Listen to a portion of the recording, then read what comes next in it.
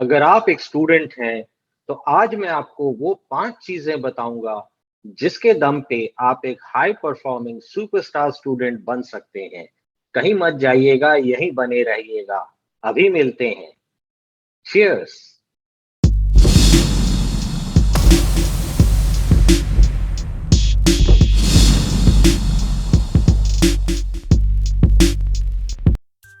Hello and welcome to Sip and Talk with Vikram in this new edition of Lateral Learning. मैंने अपने कई fans से पूछा कि आपको इस लैटरल लर्निंग में सबसे अच्छा क्या लगा, तो उन्होंने बताया कि जो बातें आप बताते हैं, अच्छी बताते हैं, हमें अच्छा लगता है, लेकिन आप केवल इंग्लिश में क्यों बोलते हैं? हिंदी में भी बोला करिए। इसीलिए आज का ये संस्करण बिल्कुल हिंदी में है और वो है हमारे देश के युवकों के लिए, हमारे छात्रों के लिए। आइए आपको आज मैं बताता हूँ वो 5 चीज़ें क्या है, जिससे एक स्टूडेंट बहुत हाई परफॉर्मिंग स्टूडेंट बन सकता है, बहुत कामयाब स्टूडेंट बन सकता है। तो ध्यान से सुनिए संस्कृत का ये श्लोक। काकश्चेष्टा वकध्यायी स्वान निद्रस्थैव च अल्पाहारी गृहत्यागी विद्यार्थी पंच लक्षण। क्या बोल गए? इसका सरल सा मतलब ये है, पहला, काकस चेष्टा, as persistent as a crow, बिल्कुल कौवे की तरह लगातार की चेष्टा करने वाला। ये पहली क्वालिटी है किसी अच्छे स्टूडेंट के लिए। कौवे की तरह चेष्टा करने का मतलब क्या होता है? आपने कभी देखा, आप कोई चीज रखी है धूप में, आप कभी कुछ सुखाते हैं, खाने पीने की चीज सुखाते हैं और कौवे आके उसमें चोंच मारते हैं। आप कितना भी उड़ाने की कोशिश कीजिए, वो जाते नहीं है, हटते हैं, थोड़ी दूर हटते हैं, फिर वापस आते हैं। So you cannot actually shoo away a crow.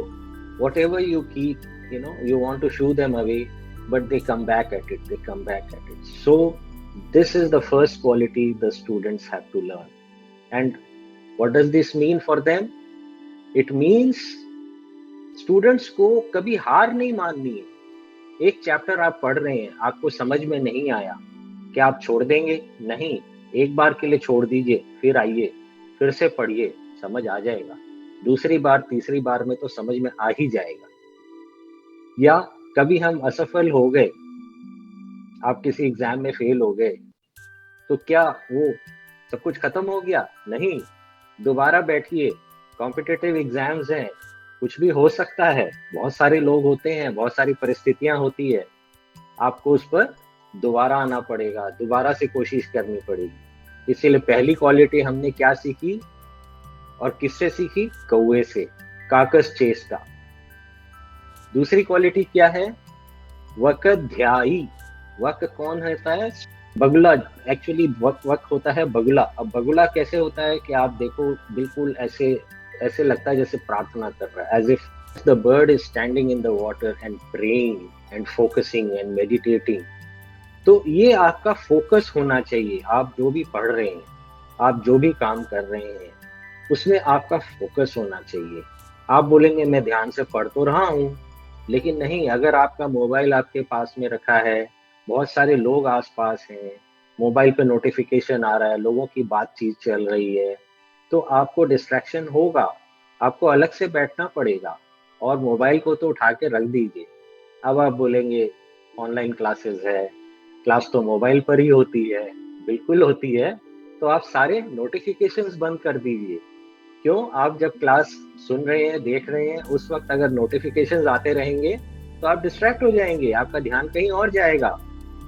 2 minute के लिए ध्यान इधर उधर चला गया तो आपको समझ नहीं आएगा क्या बात आप सुन रहे थे, क्या पढ़ रहे थे। तो वकध्यायी, यानी कि बिल्कुल फोकस, फोकस के साथ पढ़ना है। जो पढ़ना है एक बार में समझ लेना है और उसको खत्म कर देना है। बार बार उस चीज को पढ़ने के लिए टाइम कहाँ है? नहीं है ना। तो एक ही बार आपको पढ़ना है और ध्यान से पढ़ना है, पूरे फोकस के साथ पढ़ना है। अगर आप ऐसा करते हैं तो आपकी आधे से ज्यादा समस्या तो ऐसे ही सॉल्व हो जाएगी। तो हमने क्या सीखा? दूसरी बात, वकध्यायी। बगुले से क्या सीखा? ध्यान लगाना, बिल्कुल वैसे फोकस के साथ पढ़ना, एक बार में समझ आ जाए ऐसे पढ़ना, बार बार के लिए उसको नहीं छोड़ना है। ठीक है। अब तीसरी क्वालिटी क्या है? श्वान निद्रस्थैव च। श्वान कुत्ते को कहते हैं, श्वान इज डॉग। और कुछ कुत्ते की खास बात क्या होती है? कभी दिखता है सोता हुआ, लेकिन पूरी तरह से नहीं सोता है, आधी सी नींद सोता है। थोड़ी सी भी आहट हो जाए तो आंख खुल जाती है, कान खड़े होते हैं। The dog sleeps very timidly. It doesn't have a very deep slumber. If there is any disturbance around, the dog wakes up. So आपको ऐसे ही कुत्ते की तरह सोना है, यानी कि घोड़े बेच के नहीं सोना है। और एक जानवर आ गया। लेकिन हम क्या सीख रहे हैं कि we have to sleep mindfully. ऐसा नहीं है कि हम डिस्टर्ब स्लीप सोना है। You need a restful sleep. आप जब सो रहे हैं तो आराम से सोइए, लेकिन बिल्कुल घोड़े बेच के सो रहे हैं, दोपहर हो गई आप सोते जा रहे हैं, ऐसा नहीं होना चाहिए। आपका बॉडी क्लॉक कुछ इस तरह का होना चाहिए कि एक पर्टिकुलर टाइम पर सुबह अपने आप आपकी नींद खुल जाए। इसके लिए जरूरी क्या है? रात को आप समय से सोएं। अब आप देर रात तक पढ़ते हैं तो ठीक है, आपने एक समय बांध रखा है, आप 12 बजे तक पढ़ते हैं, कोई बात नहीं, आपने एक समय बांध रखा है, आप रात को अच्छी तरह से पढ़ सकते हैं। लोग कहते हैं कि सुबह की पढ़ाई अच्छी होती है, लेकिन अपना अपना तरीका होता है पढ़ने का। I fully agree with you. आप रात को अगर पढ़ रहे हैं तो एक टाइम पे पढ़िए, एक टाइम पे सोने की आदत डालिए और इतना कंफर्टेबल होकर सो जाइए कि आपको सुबह एकदम आराम से नींद खुल जाए और फिर दिन भर आपको नींद ना आए। You need a rested mind. अगर माइंड रेस्टेड नहीं होगा तो आपसे पढ़ाई नहीं हो पाएगी। एक तो पढ़ाई और व्यायाम दोनों चीज मन मार के ही करना पड़ता है, सच्ची बात तो ये है ना। कोई भी इच्छा से बहुत खुशी से पढ़ने नहीं जाता, कोई भी इच्छा से बहुत खुशी से एक्सरसाइज करने नहीं जाता है। जरूरत पड़ती है तो करना पड़ता है ना। तो आपको बिल्कुल रेस्टेड माइंड के साथ पढ़ना है, और इसके लिए you should not be sleepy all the time. You should not be lazy, grumpy, slouchy. You should be fresh, agile, alert. और ये होगा कैसे? आप एक भरपूर नींद रात को ले लीजिए और दिन भर बिल्कुल सोने की आदत मत डालिए। ठीक है। तो तीसरी चीज हमने कुत्ते से क्या सीखी? श्वान निद्रस्थैव च। Your sleep should be very minimalistic and tender like a dog, and you should not be a heavy sleeper जो सो गया तो बस सो ही गया, कुंभकर्ण नहीं, ऐसा नहीं होना है। ठीक है। चौथी क्वालिटी क्या है? अल्पाहारी।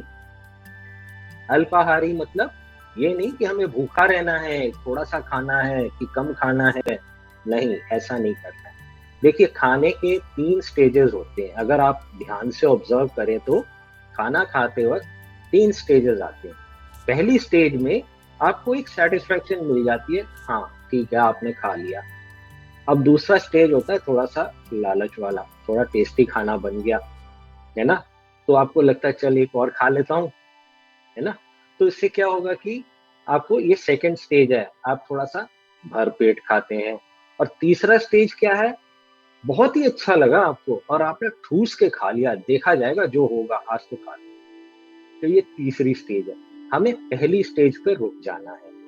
अगर हम अपनी बॉडी को फिट रखना चाहते हैं और हम चाहते हैं एज अ स्टूडेंट हम एनर्जेटिक रहें हर वक्त, जो पहली स्टेज है ना, जिसमें आपको खाते खाते सेटिस्फेक्शन फील हो गई, देखिए इसका कोई मेजरमेंट नहीं होता है कि आपको 1 रोटी खानी है या 2 खानी है या 4। जिसकी जो डाइट है, जिसकी जैसी बॉडी है, जिसकी जैसी हैबिट है, लेकिन ये 3 स्टेज सबके आती है। पहला स्टेज होता है जब आपको एक बार खाते खाते संतुष्टि हो जाती है, हाँ ठीक है मैंने काफी खा लिया, अब मैं अगर इतना रुक जाता हूँ तो मुझे चलेगा। वो स्टेज पर आपको रुक जाना है। दूसरा स्टेज है जिसमें मैंने आपको बताया ना, आपको अच्छा लगा, आपने थोड़ा सा ज्यादा खा लिया, लेकिन उससे क्या होगा? आपको सुस्ती आएगी, आपको लेथार्जी फील होएगी, आप एक्टिव फील नहीं करेंगे, क्योंकि वो डाइजेशन आपको ज्यादा वक्त लेने वाला है। और तीसरा स्टेज क्या है? वो तो बहुत ही बेकार स्टेज है। आपको खाते ही या तो आप बिल्कुल डिस्कम्फर्ट फील करेंगे, या बैठ नहीं पाएंगे, फोकस नहीं कर पाएंगे, या सो जाएंगे। तो उस स्टेज पर तो जाना ही नहीं है। और क्या खाना है वो भी बहुत जरूरी है। देखिए, अगर आप जंक फूड खा रहे हैं तो ऑब्वियसली वो आपकी बॉडी का सारा जो एनर्जी है ना, वो जंक फूड को डाइजेस्ट करने में ही चला जाएगा। दिमाग में एनर्जी पहुंचेगी नहीं जहां आपको पढ़ाई करनी है। तो आपको ऐसी चीजें खानी है जो कि हेल्थ के लिए आप सूट करे, अच्छा रहे। आप बहुत ज्यादा फ्राइड चीज खाएंगे या प्रोसेस्ड फूड खाएंगे तो वो सब क्या है, वो प्रोडक्ट्स है, वो फूड नहीं है। उनको डाइजेस्ट करने में दम लगता है बॉडी को। और आप एक ही जगह अपनी एनर्जी को फोकस रखिए, पढ़ाई पर, ना कि डाइजेशन पर।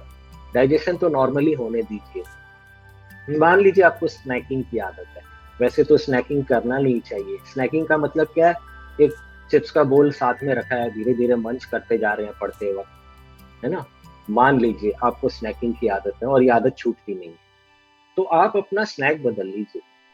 वो चिप्स का बोल की जगह ना आप अंगूरों का बोल रख लीजिए, चेरीज का बोल रख लीजिए। धीरे धीरे एक छोटा छोटा पीस खाते जाइए, बहुत फर्क पड़ जाएगा इसी से। और अगर स्नैकिंग की आदत छूट जाए तो बेस्ट, आप फोकस के साथ पढ़ सकते हैं, क्योंकि इंसान या तो खा सकता है या पढ़ सकता है। तो आप स्नैकिंग बीच में ना करें, एक वक्त रखें खाने का। इस वक्त मैं छोड़कर सब कुछ उठकर खाना खाऊंगा और उसके बाद उठकर मैं पढ़ाई करूंगा। तो आप, ये चौथी शिक्षा क्या मिली आपको, अल्पाहारी। ठीक है, कम खाने को नहीं कहा मैंने, ठीक से खाइए, हिसाब से खाइए।